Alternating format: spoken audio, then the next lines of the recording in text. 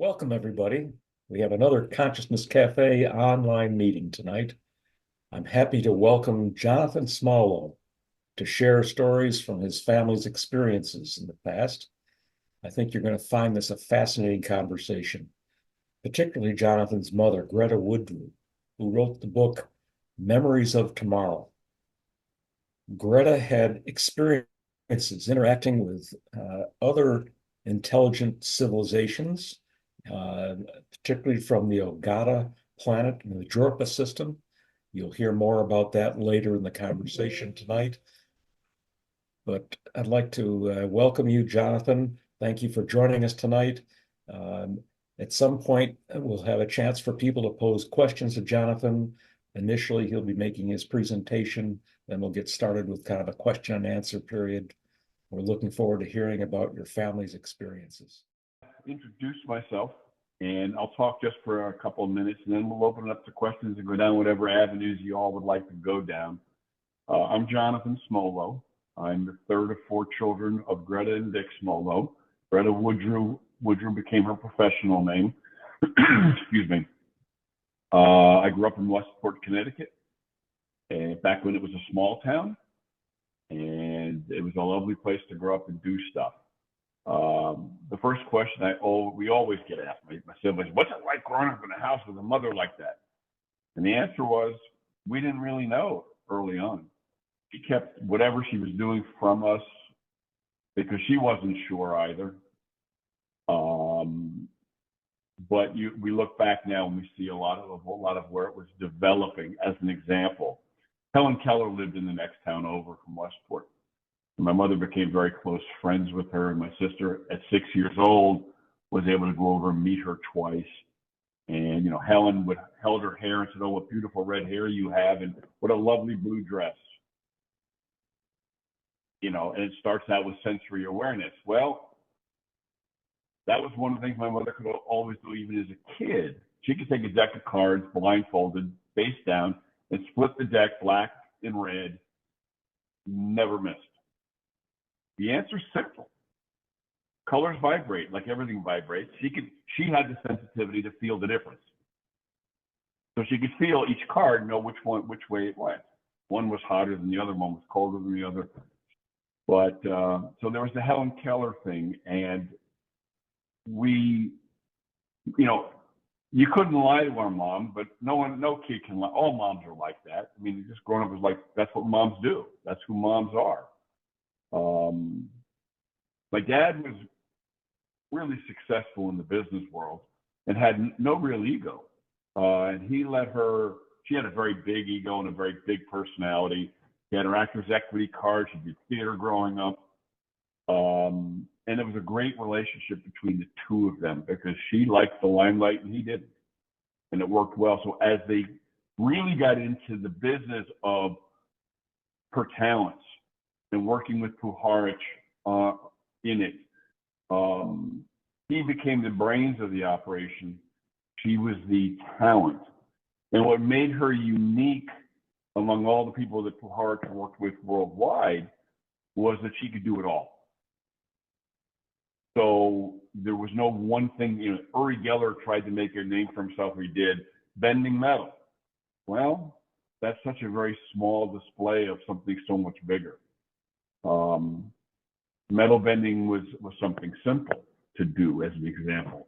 All it is the ability to pull up energy from the earth, pull it up, and put it out.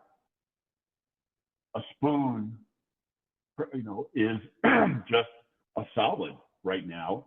But you get the molecules moving, it's gonna, like ice melting, it's gonna melt. That's all you're doing is getting the molecules moving. She could do tons of those things. We had a game growing up. I didn't know this wasn't what families did, but we did. We'd be sitting in a room and she'd say, "Jim, look around the room, pick an object, but don't look at it. Now close your eyes and just think real hard what that object is." And we'd all try and figure it out. No one could, and she would. She'd know what it was. And vice versa, She tried to put out to us, which none of us ever did, except for my kid sister. My kid sister of blessed memory was just totally born with the talent. And she and my mom clashed, which was a shame. Not unusual, for a mother-daughter, which was too bad because Pooh, we called her Pooh, her name was Anne, had natural psychic ability, like my mother had natural psychic ability. It just needed to be brought out. And that never happened because of the personality clash, which is a shame. And Pooh's had a lot of experiences, some pretty amazing experiences along the way that just happened, which is kind of fun. But growing up, they kept it separate from us. But then somewhere around 1971, 2, 3, somewhere in that time frame, they met Andrea Puharich. Does everyone know who Puharich is? I don't know. I don't want to. I'm not if sure. you know Everybody him, does. put your hand up. You know who Puharich is? If not, I'll tell you who I'll explain. Andrea Puharich made a fortune developing hearing aids. He was an MD and a PhD, and he developed back in the 50s the whole concept of hearing aids and patented a bunch and did really well with it. He's the scientist that jumped into the psychic world in the 60s, wrote a couple books, became world renowned. Our government feared him, haunted him, did all sorts of things because they didn't like the subject he was trying to study. And he was trying to bring credibility to it. He wasn't doing it as a wackadoodle. He was doing it as a scientist. He came across my mom and my dad, and then the real work started.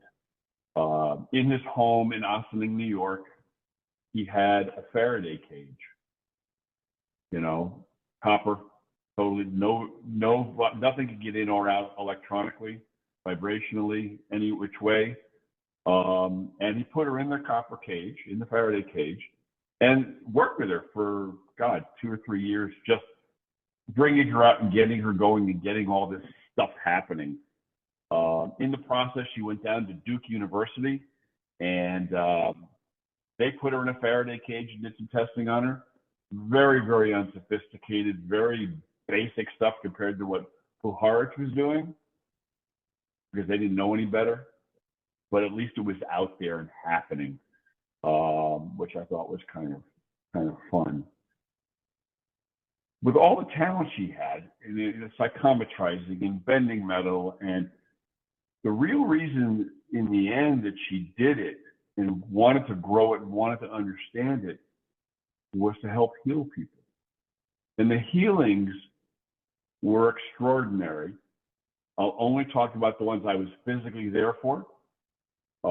Jim contacted my other sister first before coming to me. And Jill, for a lot of reasons, was not nearly as involved as the other 3 of us were. Well, my brother and I were.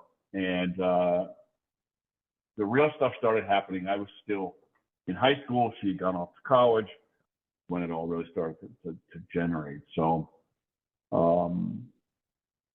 the healing was what she wanted to do. I will only tell stories of the healings I saw, because you can hear about other things, but I'm going to tell you from firsthand experience what it was like. As an example, my father, like I said, was very successful. He belonged to an organization called YPO, Young Presidents Organization. It's an international educational organization of corporate presidents who are under the age of 40, who have certain amount of revenue, certain amount of profitability. They're the entrepreneur, all that stuff. To get invited in, they travel the world for educational purposes to work and learn from each other. And at 50, they're thrown out. You're too old. You're done. There was a YPOer named Herb Lotman, excuse me, whose wife, Herb was the founder and CEO of Keystone Foods. They were the supplier of all the chicken to McDonald's in the early 60s on. So it became a multi-billion-dollar company before he sold it. His wife had an incredible problem with palsy, Bell's palsy, but they called it something else. I don't remember what. But when I met her, the whole side of her face was coming down. And, it took a couple sessions for that to be gone. Doctors couldn't fix it. And obviously he was in Philadelphia. All the best doctors in the city were working on it. He was able to solve it. Another YPOer down in Mexico, Richard Hoyel, was getting a balloon out of that his kid let loose with a golf ball grabber up into high tension wires. And the whole electricity blew through him. As his wife described, he lit up like a Christmas tree. You could see all his skeleton inside like a cartoon. And he was hospitalized for the better part of a year, and all the problems that go with it. And she was able to alleviate 90% of that pain from him, which was huge because there was no pain management back in the 70s, early 80s. And she was able to do that. Those were the kinds of things that were really interesting. Those were the kinds of things that she loved to do to help people. Not always positive. There's a story that always comes to mind because she told the story a lot because it pissed her off. She gets a phone call from Washington, D.C., 202 area code. Is this Greta Woodrew? Yes, it is. Who am I talking to? Oh, I'm a senator from Washington. Do you have a name, Senator? I'd rather not give it. Why not, Senator? Well, if people knew I was making this kind of phone call, I might get laughed out of Washington. Okay, here we go. What's the problem? Well, my wife lost a family heirloom and we can't find it. She has no idea where it is. And I understand that you might be able to do whatever it is you do and figure that out. She closed her eyes, thought about it for a few minutes and said, I'm seeing irises. Why am I seeing irises? And the senator says, oh my God, my wife's got one of the great iris gardens in the world. That's her hobby. He said, well, go look out there. She got a call back. They found it. It was a diamond ring in the dirt in the iris garden. And she said, well, now, Senator, now that you know that it works and I was actually able to help you, can you give me my name and let me at least tell the story? He said, absolutely not. I'd be laughed out of Washington. So there was a lot of that. You know, again, that was around 1980. You know, things are hopefully changing now, but that's what happened. She did not, and my father did not want publicity. He did not want to be in the public eye because of the way the public viewed it, the lack of knowledge, the bias, the emotions that go with it, just weren't worth it. So the only thing they did, they spoke around the world about it. They wrote a couple books, but the only places they would speak were at YPO educational organizations around the world and universities. Now, I was a senior at Princeton in 1970, I guess it was 78, when she came and spoke on campus, which was kind of interesting to see what the reactions would be. We booked a room that would hold 300 people and had to move it to the largest lecture hall on campus because so many people were turning out. That was a lot of fun. Nancy Lester Duterte was a classmate of mine. I don't know if that name means anything. She's the intuitive psychic, she calls herself now. She totally didn't believe any of it. She told me, I remember when your mom came to speak, and I thought that was the biggest bunch of bullshit I ever heard. She said, and then all of a sudden stuff started happening to me. And now she's been working with a series of doctors around the country and around the world because she has this intuitive way of understanding disease. And it's working. So a lot of good stories come out of it too. Did she ever One of try the things teaching I you? remember very, right, Did she ever try teaching the family how to do these healings? great question. Yes and no. She desperately wanted to work with my kid sister. Now, there's only 5 years and 1 month between four of us, so we were right together in age. But my kid sister wanted no part of it because she wanted no part of dealing with her mother. typical. It was just a normal, very human clash of mother and daughter.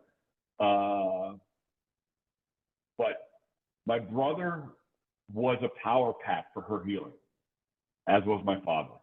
The whole idea was when she was out of body or there were other entities in body, she was doing these healings because she was the first state, not her, coming through her. They were there to protect the vessel and pull and direct energy. So that was my brother's job. My other sister is a journalist, and her whole job, the Ogatta group, is very clear. You will write, you will stay neutral, you will be credibility personified, and do the writing of this, which was kind of cool. And I desperately wanted to be a part of it, and I was there for everything, but I had no talent. I've never been able to quiet my mind. I've tried meditating for 40 years, and I still keep trying. I can't do it. Something as simple as that. You have to be able to quiet your mind. You have to be able to just come down. So yeah, the answer is yes. She worked with my brother on the power pack. She wanted to work with my kid sister on everything she did my kid sister could do. And I was useless. But my father was the protector of the channel and the brains of the operation of what they were running.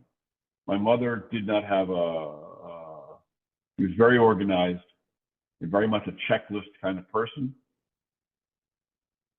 But that was on a very day-to-day level. He managed the whole process, the whole foundation, the whole traveling and interacting and what needed to be done. So normally she would speak for an hour, hour and a half, 2 hours, and then he would take questions and do that part of the process. So that was kind of it. An interesting story. I was a senior in college. It was winter break in January of 1978. That's why I remember, because I was a senior and it was during winter break. Horowitz ran a conference in Reykjavik, Iceland, called The Frontiers of Physics. My parents organized it. My parents ran it. And what they did was they brought in quantum physicists from around the Western world. They weren't able to get across into the Eastern Bloc. For scientists who want to study this stuff, but back in 1978, their educational institutions and research institutions wanted no part of that. And they would have been, a lot of them could have been thrown out of their universities and their environments. So it was done quietly. There's a book that came out about all of it, and it was really interesting. A couple of things happened. There was a guy named Russell Targ that may or may not be a name you're familiar with. He's been out there. Russell Targ had Coke bottle glasses. I mean, literally, they were, 3 inches thick. I never saw anything like it. And he came up to my mom in the middle of a break. I was sitting with her, so I was there. And he says, I find it hard to listen to you without having actually see it. I want to see it. Yeah. He says, what do you want to see? He says, I want to see metal bend. He said, okay. He said, go pick a tablespoon, a fork, a knife. Go grab one or two and bring them over. He did. And she just kind of, closed her eyes for a second, had her hand out. She never touched it. And it was a spoon, and it corkscrewed. It literally corkscrewed. And the explanation is simple. You get the molecules moving, it's going to melt. And that's, it melts in different ways. This is what happened to corkscrew. She said, is that good enough for you? He said, well, I didn't see a spoon bend. It corkscrewed. Excuse me? Literally, that was the reaction. Well, that wasn't a bend. That was a corkscrew. But there was a lot that came out of that. That was like one of the very early times of the conferences. More importantly, I'm in the lobby of the hotel during a break, and a woman and her 8-year-old daughter walk in with an interpreter. And they get guided over to me because I'm in the lobby. And the interpreter says, this young girl saw your mother on TV last night. Because Iceland's very open. Iceland's been a very new age mentality and always has been. They're way out in front of every other country in the world. And so she was on the news. Very positively, by the way. Very open, very positive. It was a very big to-do. And She said, she thinks your mom can help her. I said, help her with what? She's deaf, born congenitally deaf. And I'm going to get emotional. Took her upstairs to my mother, who I wasn't sure was going to do anything because she wasn't there to do this kind of thing. But it's what you feel. It's how the emotions go. And she did what she did. And this 8-year-old turns to her mother and in Icelandic says, Mom, I can hear you. I mean, and there wasn't a dry eye in the house. And it was, I still, all these years later, I'm still tearful about it because it was so powerful to see this 8-year-old who the world's best hearing specialist couldn't do anything, hearing for the first time. So those are the kinds of things that I saw. Those were the kinds of things that really mattered to her, to help people. And on that note, I'll say that's kind of it. Now let's just open up and have a conversation. Questions, thoughts, ideas, talk about where the world's going, whatever you want to talk about. So I have a question for you. And you haven't spent much time talking about her connection with the Ogattans. Did these psychic healing skills exist prior to, well, let me back up. In her book, she talks about how she was transported to Correct. a system of planets that we call the Ogatta. Yeah. Ogatta was one of them. And then Ogatta was one of them. Yeah, there were. Yes. Then when she became, it was a Jorpa of 5 planets. So yeah. Yep. Then she got to her adolescent years, and that kind of faded in the background. What happened apparently, and again, this is just the way Tori, the Ogattan, translated it to my father and us. I should talk about the channeling, what happened in our living room literally every night, for a couple of years, and I'll talk about that. She said she had no control over it as a child, none. So they shut her down. They being the Ogattans, they literally just shut her down, and then let it, as an adult, started to quietly introduce it back to her. But yeah, it was. That's how it kind of worked. Now, the Ogatta group, and my guess is over the next 10 or 15 or 20 years, as these things start to make themselves visible, the Ogatta group will be part of that, is my best guess, because it's been a long time since I was there to communicate. They would take over the channel, her body. And if you associate the body with a car, there's 3 things you can do with a car. You can drive it. That's what we're doing. We're in our bodies. We drive our car. We drive our bodies.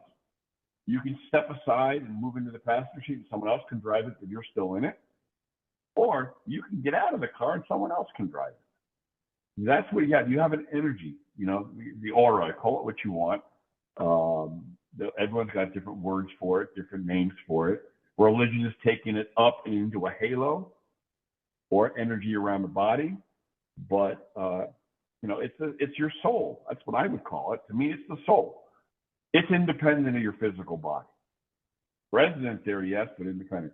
She had the ability, as do many people, by the way, to get out of body, take herself out of body etherically.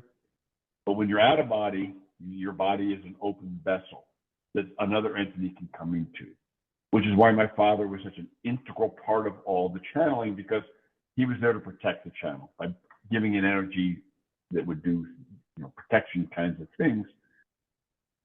But Tori was the one that came through the channel most often. Tori was kind of like her doppelganger from the other side, Tori being an Ogattan. Ogatten. She was Ogatten. She was,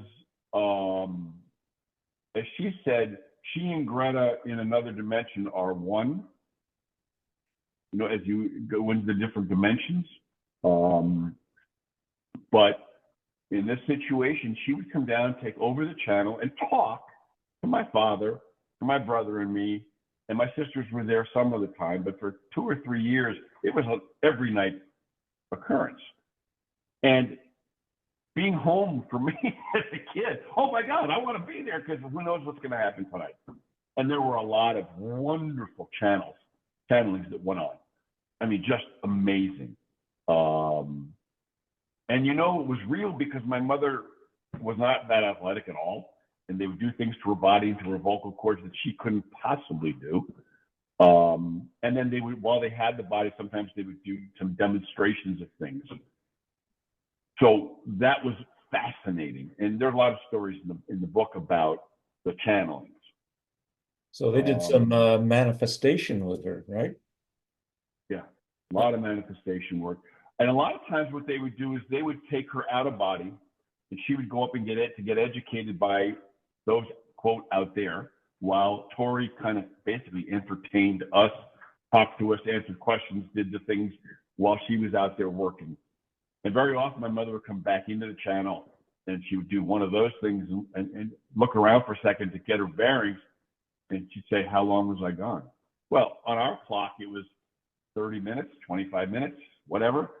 She said, felt like I was out there for 3 or 4 years. And time is not relevant. Did she remember what she did during that time she was out?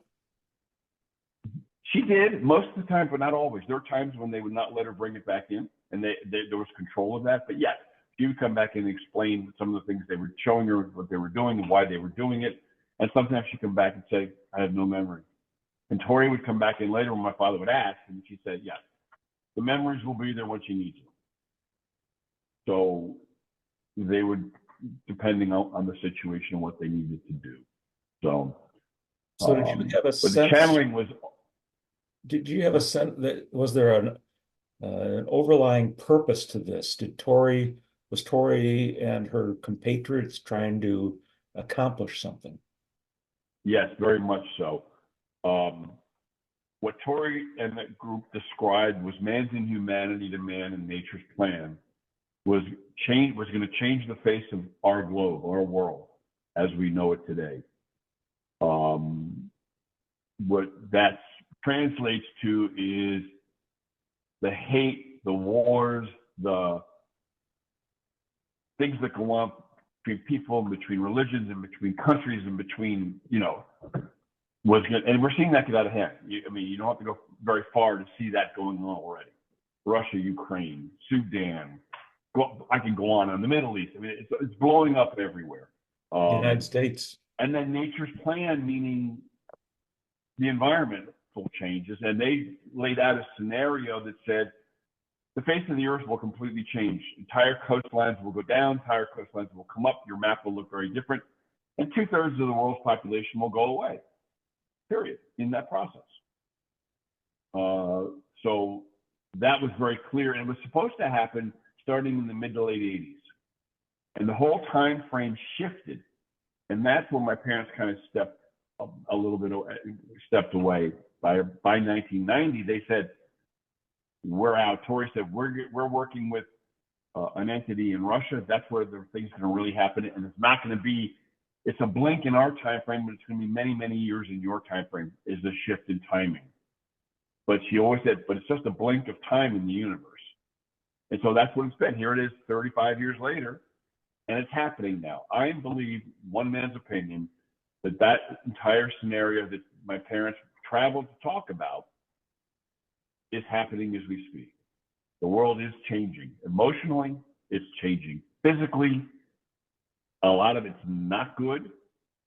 And at some point, I think very soon, in the next 5 to 7 years, is my opinion. And again, that's just, I'm guessing here. There's nothing, those spaceships are coming out of the sky. Today, a week doesn't go by that you don't hear about a UFO sighting. Some of them are explainable, some of them are not. It's happening slowly. But it's going to happen literally one day. They're just going to come out of the sky. Why are they coming? There's 2 reasons. The Ogattans told us very clearly, we're here to help the Earth get through this transition. We think you're worth saving. However, there are other civilizations in the universe who don't think you're worth saving. And that's the negative. And there's conflict out here where we are about should we help, shouldn't we help, should we help, shouldn't we help. And that's about as far as she went into it. She didn't go deeply into it. But there are many of those civilizations who think we're doing wrong by coming to try and help. My And sense so in the book was that there was at least one other civilization that had other priorities. correct. It wasn't that they wanted to do harm to the earth. They just didn't feel the Ogattans had set the priorities properly and thought that maybe their efforts were a waste of time. Correct. That's exactly, yes, that's another way of saying the same thing. They should be somewhere else helping some other civilizations do, or whatever it is that's there. We are certainly not alone, folks, in this universe. That is for sure.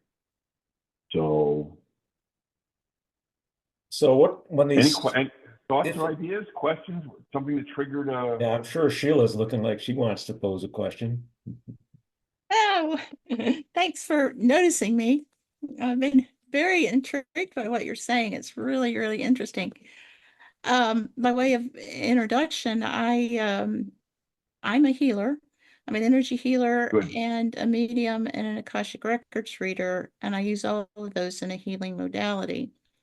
And the things Okay. that come to me that that I resonate with, that I have in common with your mother, is that people come to me and they've exhausted every resource that they could find in the medical community, and they're still having a Correct. problem. And Right. that is what you and me and your mom have in common. Also, it Without struck a me. question, Sheila. What? I said without a question. Oh, okay. I'm just I'm agreeing sorry. with you. I'm sorry, I didn't mean to interrupt you. And then the other thing that was coming was that when you said that she wanted to help people, that was her major goal in life, was to help Correct. people with her gifts. Yes. That's exactly the way I feel. I feel like these Yes. are gifts that would be eternally grateful for, and please, please let me help people. So one example I have is someone came to me with auditory schizophrenia, which Ooh. is really treated by CBT, cognitive behavioral therapy, for years and years and years. And a lot of times people don't get rid of it.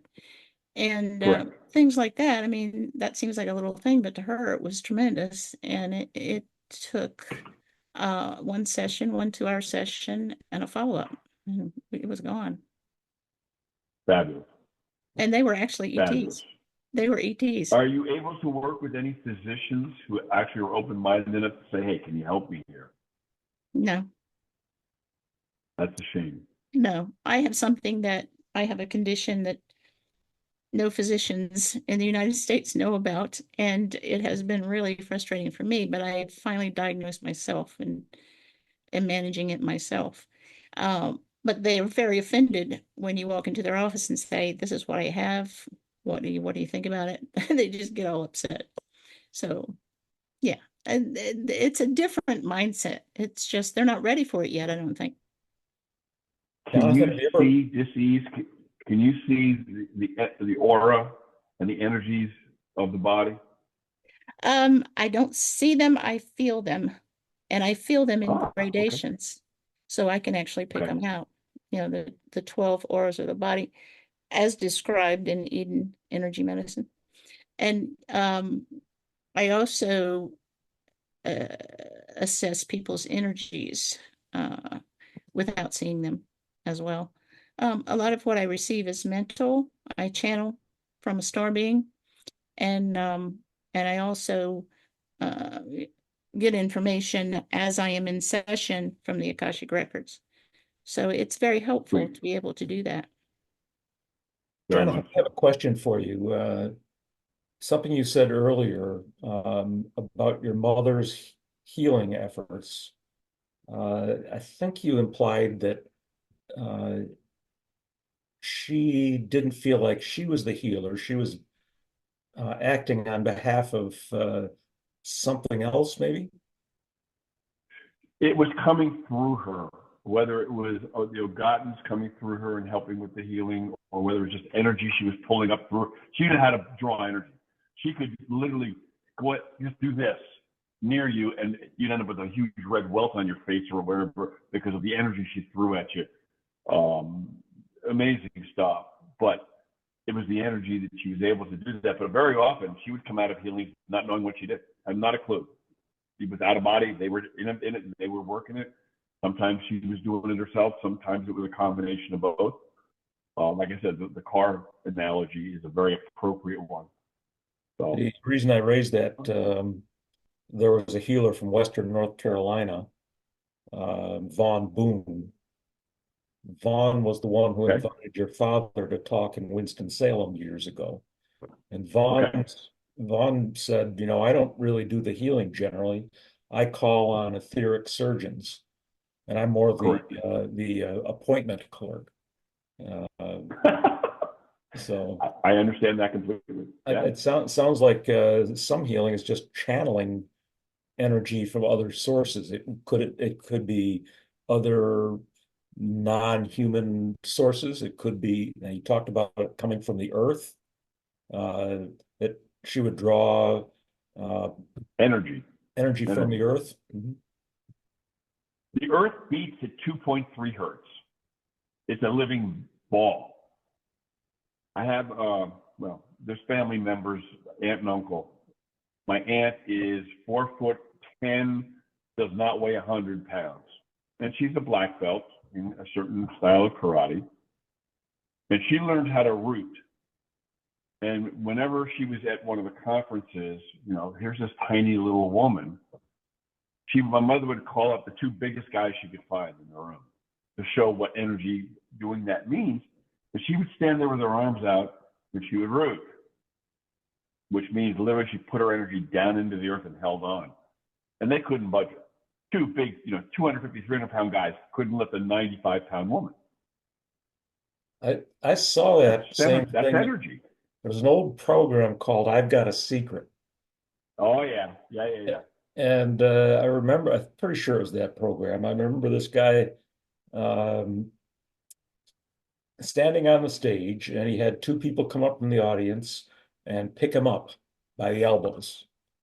And then he said, all right, now give me a moment. And he would go into a bit of a meditative position. Now try to pick me up. And they couldn't do it. And he was doing the same thing you said to your mother, Exactly what he was doing. Yeah. Exactly. Amazing. Exactly what he was doing. The concept that we're connected in ways we don't appreciate to the earth. Yeah. I'd like to offer other people opportunities to pose some questions. I'm sure some other folks, if you want to jump in, or if you want to raise your hand, or even if you don't feel comfortable talking, if you want to put something in the chat, I encourage you to pose questions. Yeah, and if you wouldn't mind, unmute yourself and then remute yourself when you're finished. That would be appreciated. Mhm. There are a lot of people here. I will put my email address and my phone number. I'm happy if anyone wants to call, email me. I'm wide open to that. The people who are attending tonight, a number of people have psychic abilities, healing abilities. So this isn't just your normal run-of-the-mill group of people. I'd be curious if anything I said was dissonant to any of you. Didn't sound right, sounded uncomfortable versus what Sheila said was, I resonate to that because it's kind of what I do too. And I'd be more curious if what I said didn't feel right. I have a question. I heard a little bit of it. I was out of the room. I was in and out of the room, but you mentioned Russell Targ. Oh, yeah. What did you say about him? That's familiar to me. Russell Targ was the guy with the Coke bottle glasses at the Frontiers of Physics conference in Reykjavik, Iceland. He wanted my mother to bend metal because he didn't believe it. And when she did it, the spoon that he brought to her to bend corkscrewed instead of just bent. He said, well, that's not what you said you were going to do. You said you were going to bend the spoon. That was Russell Targ. And how many years ago? Yeah, he was supposed to be a brilliant researcher. I mean, I don't know. Yeah, because he was with the Pentagon. And I mentioned something the other day about Valiant Thor being in the Pentagon. And he's one of those people that were talking about him. So that's why I went. I wonder if your mother interacted with him very early in his metaphysical career, and Yeah, maybe. that's what I'm That thinking. I don't know. You know what? I lost touch. I did not follow him after that conference. I will never forget him, but I have no. He was not an older man, so he was probably early 40s at the time, 35, 40, somewhere in there. So he was not older. When I found out about Susan, it, you asked a very good question. Did the Ogattans say what the Earth would be like after the changes? Yes. It was very interesting. So I already told you, they said, 2/3 of the population of the Earth may or may not disappear. The whole physical landscape of the maps will change. Coastlines will come up, coastlines will go down. But more importantly, of those that survive, half will, let's draw a blank on their level of consciousness will be elevated. The other half will not have a clue that anything's changed, will be totally oblivious to it, and will just die off. There'll be those. It'll take another generation for that to clear out, but that's kind of the way they saw it. And which triggered the next thing. My mother always opened her speeches the same way. She said, before I start, I want to let you know that a third of you in this room will believe anything I say. And a third of you in this room will believe nothing I say. But a third of you are here with open minds to listen, to evaluate. She goes, and it's you I'm talking to. Because when things do change, all I want you to do is remember back to this conversation and hang on to it for support going through the change, going through the process. Do you know who So Robert great Monroe question. is or was? Robert who? I'm sorry, Robert Robert who? Monroe? No. Robert Monroe was a pretty prodigious out-of-body traveler, wrote 3 books, and formed the Monroe Institute to help people experience altered states. Okay. In one of his books, I'm drawing a parallel now. One of his books, I think it was the latter book, he went out of body and went forward 3,000 years and found that there are only several hundred people still living on Earth. And when he asked them what the case was, they said, "We've progressed. We don't need to be here anymore." And those that are left behind that are here now are in the process of turning over responsibility for the Earth to the animal kingdom. So Interesting. this view that he had looking out several thousand years, if what you're talking about is true, this upheaval in continents, that's maybe the start of this evolution to maybe Earth isn't going to be the place to go somewhere out in the future. We will have made full use of this, and Earth is going to have to then re-heal itself from human presence. True. We have Every a couple time of my questions. mother. Go ahead. I'm sorry. Go ahead, Sheila. Yeah, we have a couple of questions in the chat. Should we go to those? Mhm. I am curious about the Ogatta name. It's a family name in Japan. That's the Ogatta group is who they introduced themselves on. They did not give me any lineage on the name. They were in a quote Jorpa of 5 planets, of which Ogatta was the centralized planet. That's as much as I know. And there's life and evolved life on other planets in that. Oh my God, yes. Oh my God, yes. Evolved life throughout the universe. I mean, to think we're alone in this universe. There isn't a quantum scientist out there that doesn't shake their head. Do they have the knowledge? Not necessarily, but they know the math behind it. There's no way. There's no way we're alone in this universe. There's no way there aren't, not infinite numbers, but huge numbers of other civilizations out there. And not just in 3 dimensions, guys. I mean, my mother, when she traveled out of body, totally out of body, and she would come back and she would say, sometimes it's so hard for me to come back in. It's so beautiful out there. It is so peaceful out there. It is, she goes, I don't want to use the word love wrong, she would say, but it's so loving. It's just so nurturing. It's so perfect. It's like being, you know, in the Garden of Eden, I guess, because what else do I describe it as? It's beautiful. She was coming back into this body, coming back onto this planet. So dissonant. Was it your sense that she was going to another physical realm, or was she experiencing say, the non-physical place that near-death experiencers go to? Yes and yes. Her first book was called On a Slide of Light.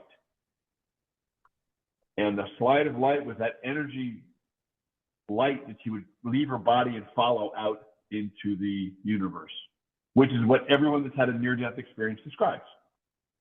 There was this beam of light. And I want to go follow the light. You know, they all describe it. Thousands and tens, you know, describe it. That's just energy.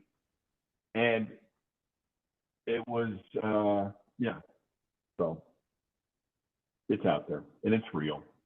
And could she? And more people are sensitive to it. I got to give the younger generation who can't focus their attention for more than 6 seconds at a time are far more attuned to the new age, if you want to use that as a phrase.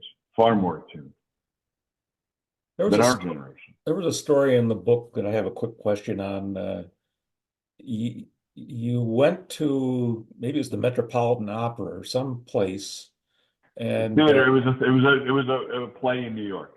Yeah, and Tori came into your mother's body, so your mother wasn't there. Tori was there, right?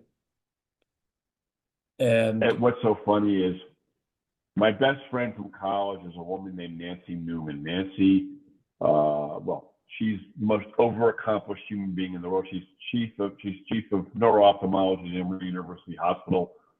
You know, salutatorian out of Princeton, Marshall Scholar in art history. It was Nancy who, it totally coincidentally, was in the theater. So she sees me, comes running down the aisle, you know, and Tori's in the channel. Well, that actually was Yoko, but and the house is just. And she knew my mother. She'd been to the house a bunch of times. She knew, and we had to kind of jockey so that she couldn't get at my mother because my mother wasn't my mother. You know, the whole physical posture was different, and her eyes were like this, just looking at what was going on. It was so funny. It was very funny. Could have been a little disastrous, but it wasn't. It ended up working out. But it's a story we laugh as a family because a lot of us we were all there for the show. None of us remember what show it was, by the way. Your mother still looked like your mother, right? Her physical appearance hadn't changed. Yeah, I mean, her physical appearance. Well, I shouldn't say. Yes, it's my mother. There's no question. That's who it is. But the whole posture changes. The whole demeanor. There was one of the entities was Zioker. He was the horticulturist, environmental kind of guy, and he totally took her body this way and had trouble manipulating it. And you knew she couldn't bend the way he was doing it. Better yet, the best single story. I have the aunt I told you about who at 95 pounds, her husband, who's my actual blood uncle, my mother's brother, youngest brother, is an adept at karate and yoga and so the Ogatta group worked a lot with him, as did Puharich. And there was a day at our house, we had a big front lawn and no neighbors to see. And he was out on the front lawn with my mother, and all of a sudden, some entity came into the channel, and you knew instantly something had changed. It turns out it was some adept, some karate adept, who then went through a whole thing with my uncle, teaching him some things that. But my mother's body, there was no way it could happen. And my uncle, who is really good at what he does, it blew him away because it was things he'd never even considered before. And then my mother's body ached for weeks after that. I mean, it ached, obviously, because they're using it, but it wasn't her. There's no way she could have done any of that, not for a second. And that I'm not sure if that was written in the book or not, but that was one hell of an afternoon. Yeah. That was one hell of an afternoon. Yeah, so if people are interested, we should make sure everybody knows the name of the book is Memories of Tomorrow, and the author is Greta Woodrew. Yeah, and she also, the book before that was called On a Slide of Light, also Greta Woodrew. Memories of Tomorrow is probably a little bit better. But the stories, if you like the stories, you plays them both out. One of the stories in Memories of Tomorrow, I think if I recall, wasn't there a piano in one room that got dematerialized and rematerialized in another room? That's one of many materialization, dematerialization stories, but yes. And by the way, science today and for the last 50 years knows how to dematerialize. Science can feed us things and dematerialize. They just have no concept how to bring it back into, so you see Star Trek, beam me up, Scotty. They can do the first part, they just can't do the second part with technologies today. But the most serious one, where it's not just showmanship and a lot of fun to watch. Oh my God, where'd the piano go? And you hear this, and it's 3 rooms over. There was a night, a scary night, where my father wasn't quite there to protect the channel, and my mother literally was gone. My brother and I freak out. My father comes running in, and she ended up in the basement. We heard the crash. And she hurt for months. And they pumped energy into her because it was a negative entity. And she had a weight problem from that point forward for the rest of her life. She fought weight. Where she'd been a thin woman, she was no longer. Literally overnight. So you said this was a negative energy. Apparently some entity wanted to make a point. They really want to hurt very her? much so. As Tori said, there are civilizations out there that don't think we should be helping Earth, period. And they will do whatever it takes to stop the help.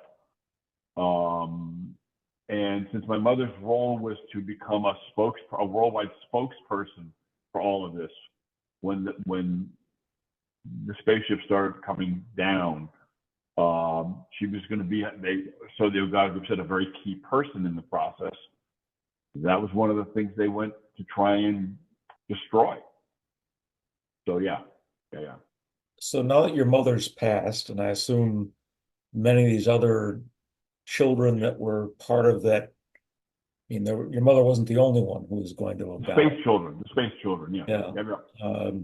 Have the Ogattans been working with new generations of people? I don't know, Jim. It's a great question. I wish I had an answer for you. It's been 34, at least 35 years, maybe even more, since there's been any contact with me, my sister, my father, now of blessed memory. They were gone. Were there any communications after your mother passed? Yeah. None. Zero. And we spent some time with my dad, just my brother and I, just wondering, could we generate something just to at least get some information, but nothing happened. Would have been nice. There's a question in the chat about, what did these Ogattans look like? What do they appear to you as?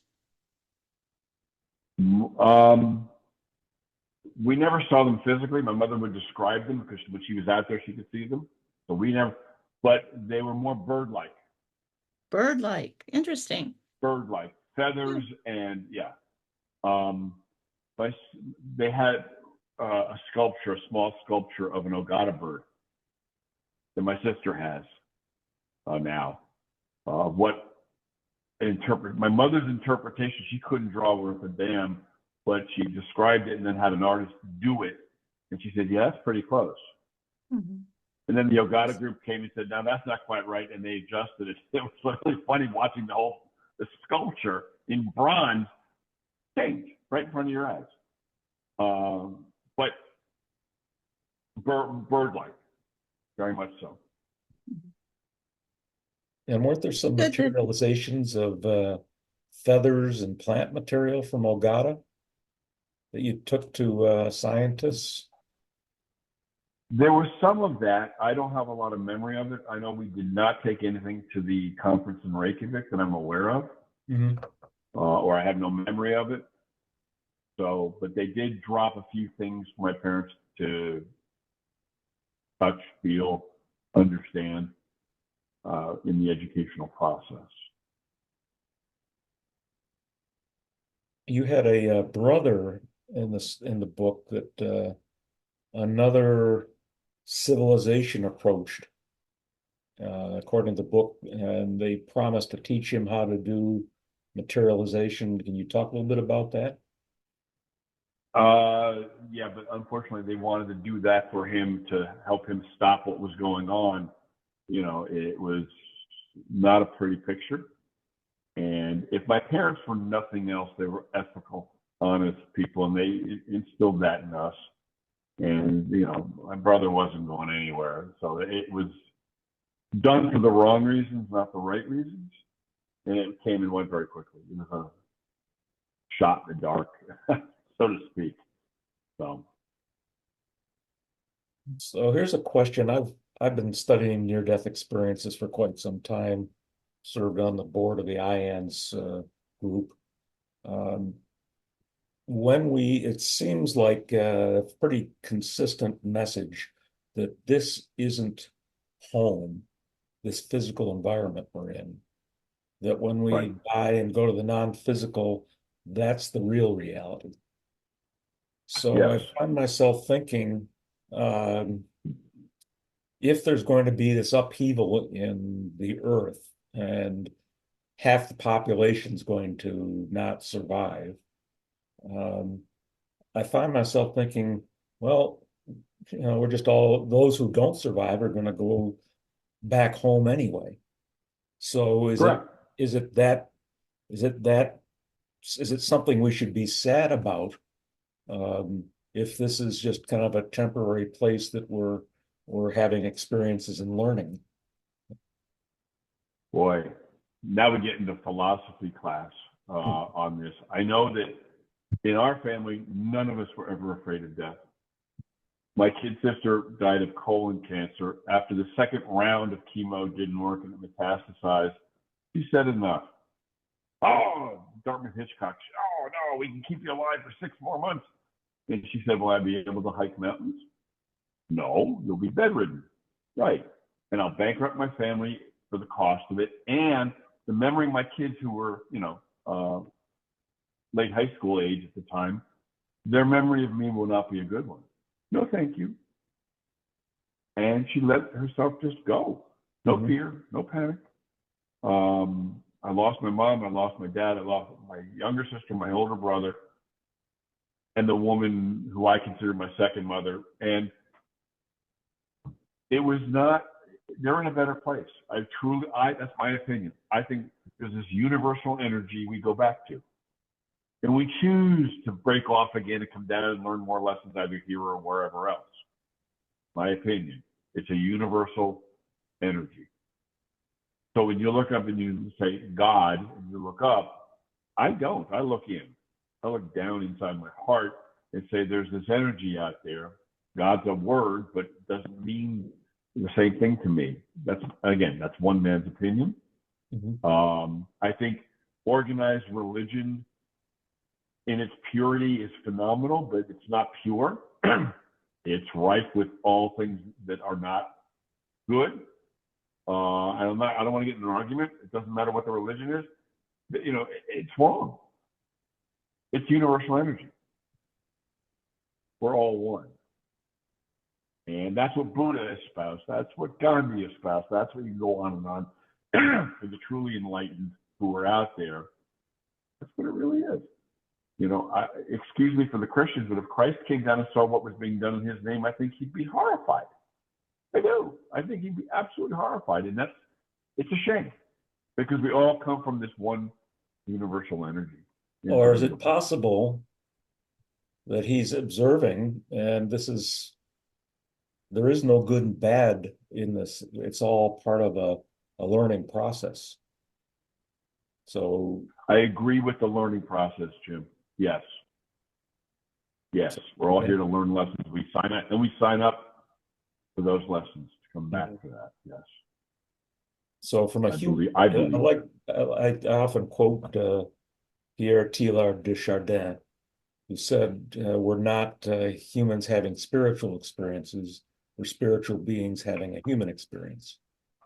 And when you gain an understanding like of that. reincarnation and life planning that goes on, you can then start appreciating the magnitude of what he had to say. If you don't understand any of that stuff, then you're stuck with only seeing things from a human perspective. I like that. I like that a lot. Mhm. That's kind of why Consciousness Cafe was created to, on the one hand, to get information out to help people understand who they really are, and secondarily, for those of us who are already there, give a safe place to talk about our experiences and share what we've been learning. Right. So must have some other questions. I want to encourage, Mark, you may have a question there. Yes, I was going to ask, Jonathan, your parents had an organization called STAR, and they had conferences and things. Is that still going on, or was there any remnants left of it? No, once they stopped the work, it stopped with them because that was where the talent was. That's where however, the Star Foundation exists. My sister and I run it, but it's strictly the fund left over, and we we donate money to 501c3s, not-for-profits, with that money in the name of Star. Cool. So that's all that's left. Oh, and I didn't know if you knew what happened to Russell Targ after the 1970s. Not a clue. If you were curious, he got into remote viewing and parapsychology. And he actually has a documentary called Third Eye Spies that you can watch on YouTube, or not YouTube, but on Amazon. So I just Lobsang Rampa wrote a book in the 60s called The Third Eye, talking about the here, and it was beautifully written, but not absorbed well by the world. Right. I think you were right. Talking earlier is now's the right time to be talking about what you know and the experiences that you had growing up with your parents. Mm-hmm. Absolutely. And I find myself doing more and more of it, Mark, because it's natural. Now I'm not forced, and I won't force it on anybody. That's just not who I am. That's just a personal thing. Frankly, that's who my mother was too. She wasn't there to try she just wanted to put it out there, let people have it in their consciousness, so when things did change, they had something to fall back on, and to help humanity with the healing. That's good. Well, thank you. Mary, you've been silent. Anything? You gotta unmute.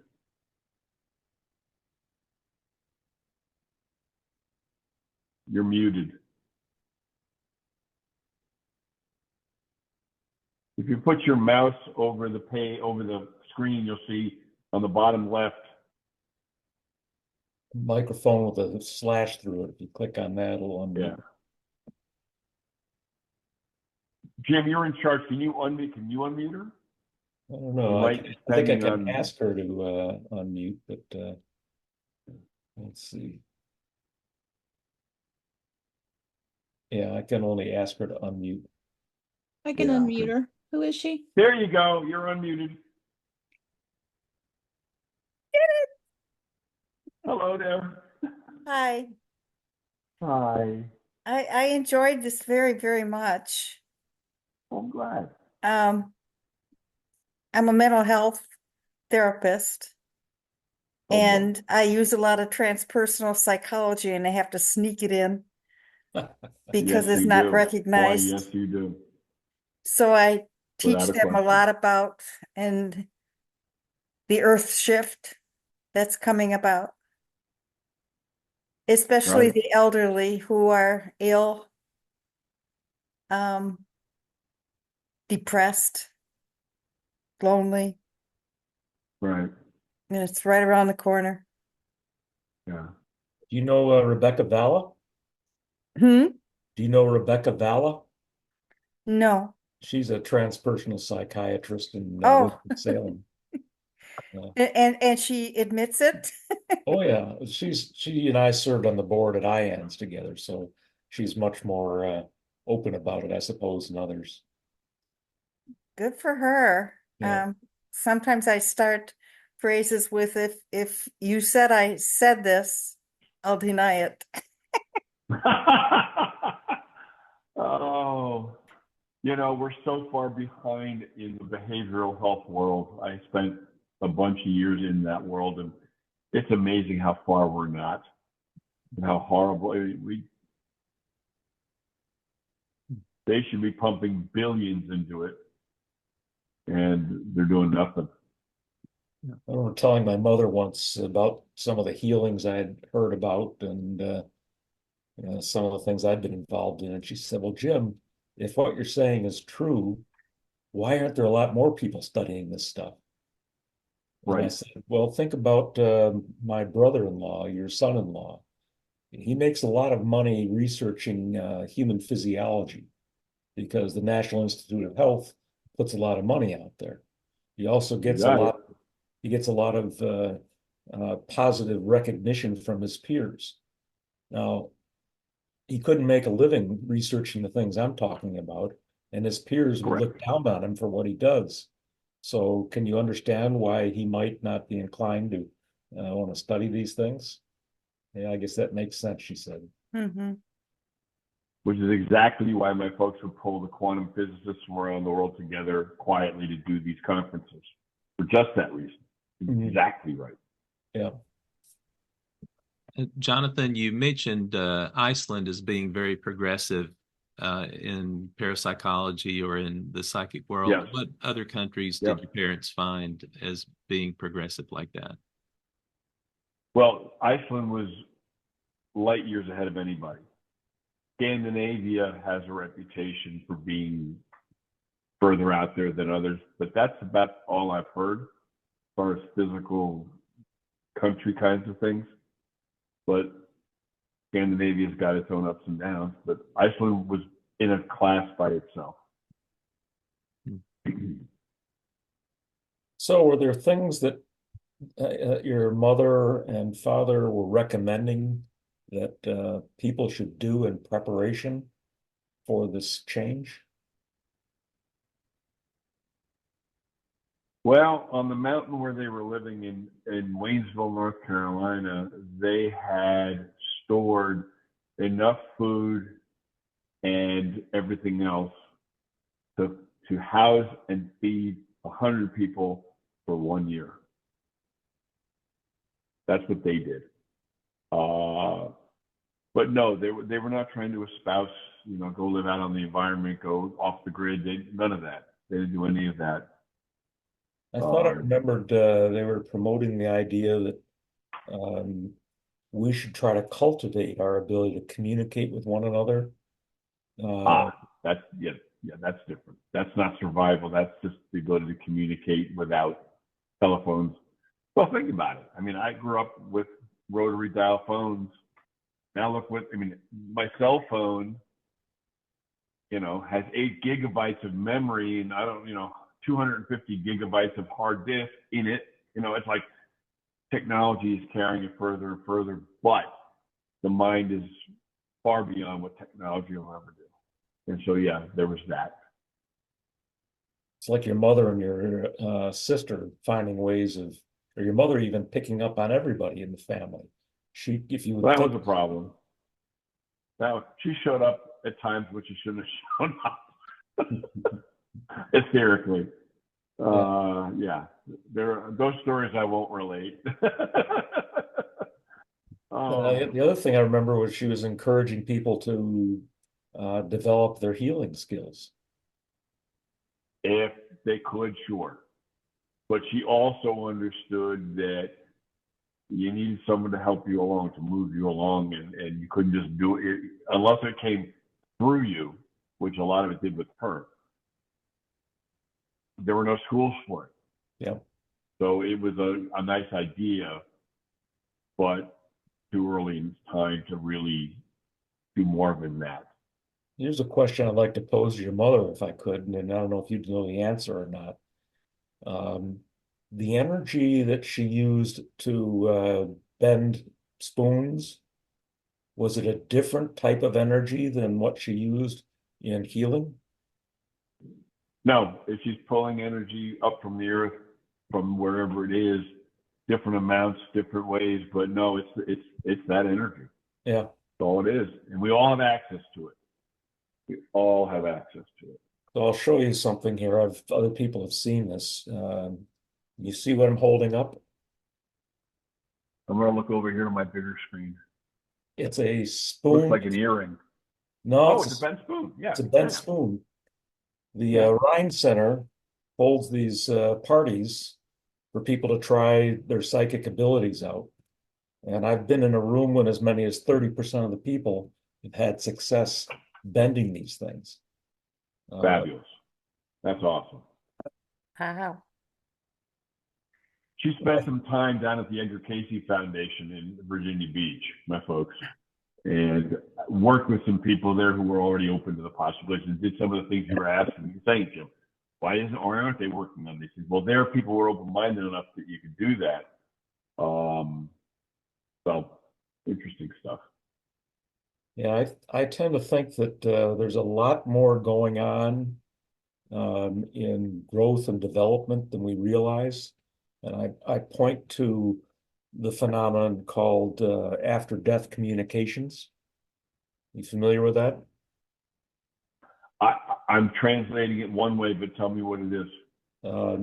When somebody dies, they find ways of reaching back and communicating Right. with people in the physical plane. Yep.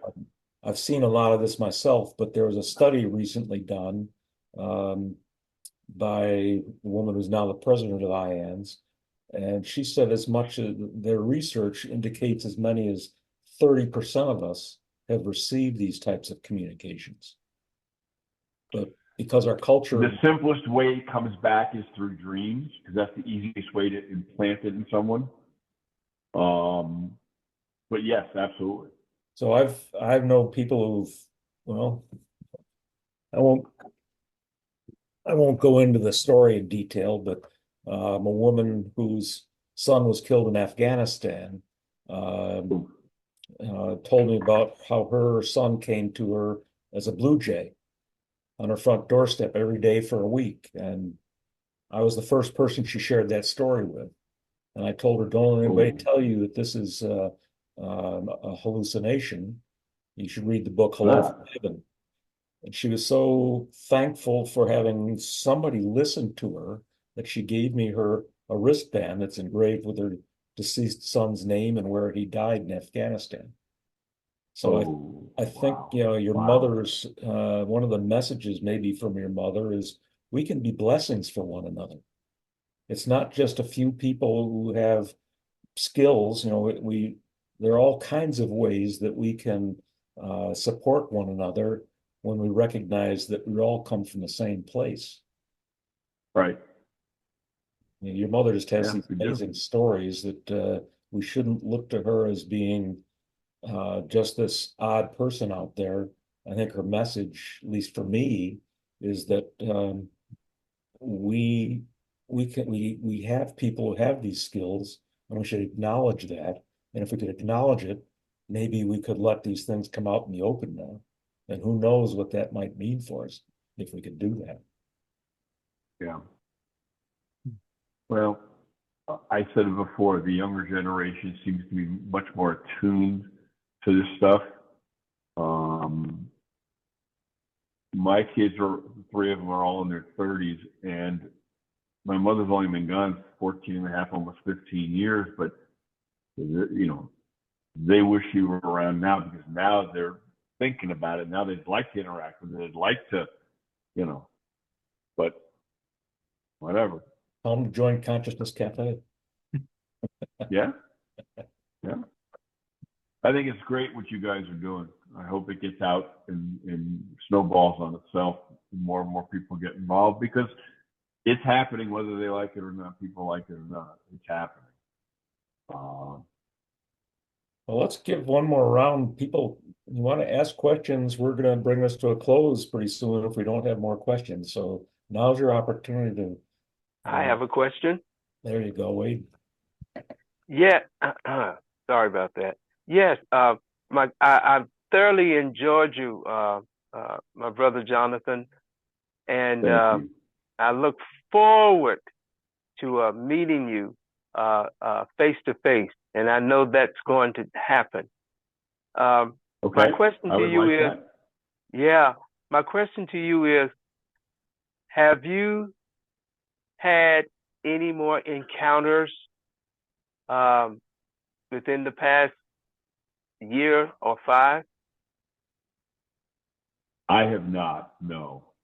I think my sensitivities are a little bit more out there, so I sense things, but I would not call them anything more than just sensory aware, relatively normal sensory awareness. I feel things more than I ever have before. I interact with people very differently now than I ever did before, deeper, more openly, more totally present, which is something I wasn't for a long time. So, but the answer to the hard answer to your question is no. Yeah, well, I tell you, I sense you're very, very well balanced energetically. So I understand why Thank you.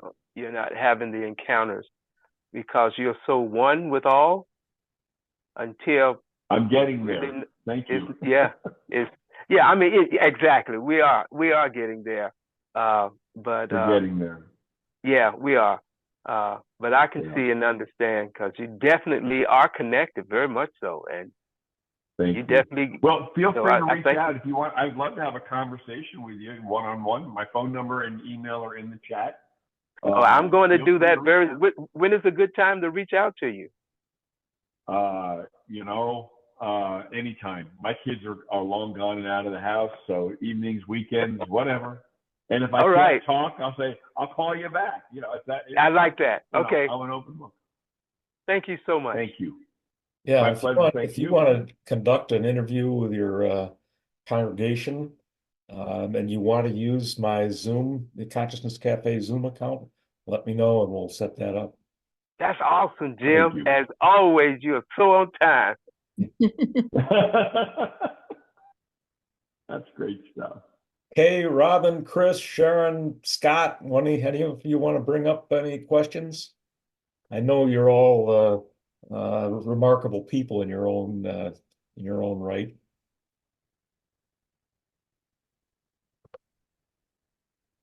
Lida, go ahead.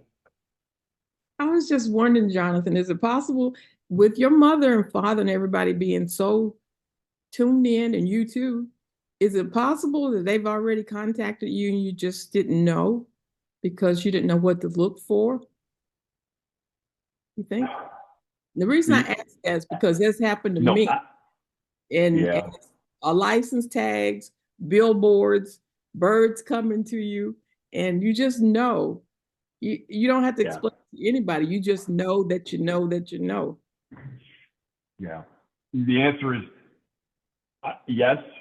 I think they've tried over and over and over again. What's interesting is I've only had one true male best friend in my life, and it only lasted for 5 years, 6 years, and then he passed on. And I talk to him all the time, and I hear him in my head all the time. Okay. And he was very New Age. He wrote a book, a New Age kind of book, and I hear him.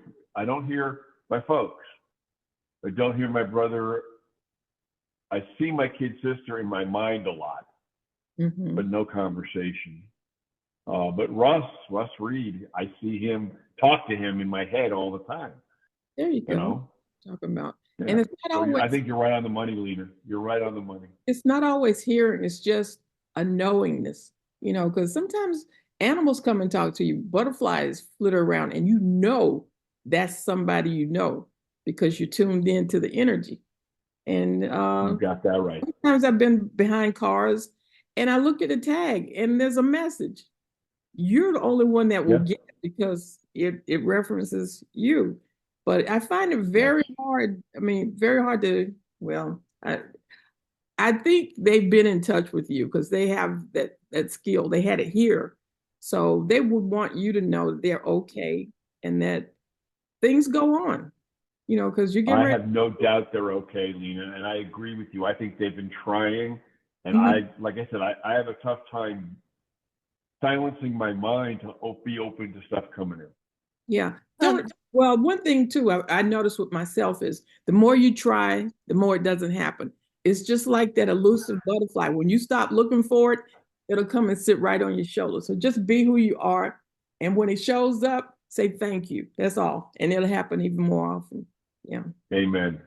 Yeah, and I must say, on this call, there are several people, including me, who would be quite willing to bring them through for you if you want to talk to them. I would, Sheila, call me. I would Okay. love that. I would love that. I would Let's love do it. that. I would love that. I will So call you you. have my number on the chat. Yep. Let's talk. Let's whatever. And yes, Okay. yes, Yeah. It would be nice to hear from them. I mean, that's it one would be that's very one nice thing to that hear brings from them. people joy is when they can contact their loved ones on the other side. So I'll be glad to. Yep. Thank you. I look forward to that, Sheila, very much. All right. Folks, I think this group is wonderful. I think the whole mindset of what you're doing is incredible. And thank you for inviting me in. This has been great for me. Like I said, I don't go out and talk about this very often. So this has been wonderful for me. Maybe this is a start for you. It's I think there's something bigger going on. There may be somebody who watches this recording someplace and says, "Hey, we need to get him on." So, all right. Right. Thank you for being here, Jonathan. I appreciate your sharing your My story. pleasure.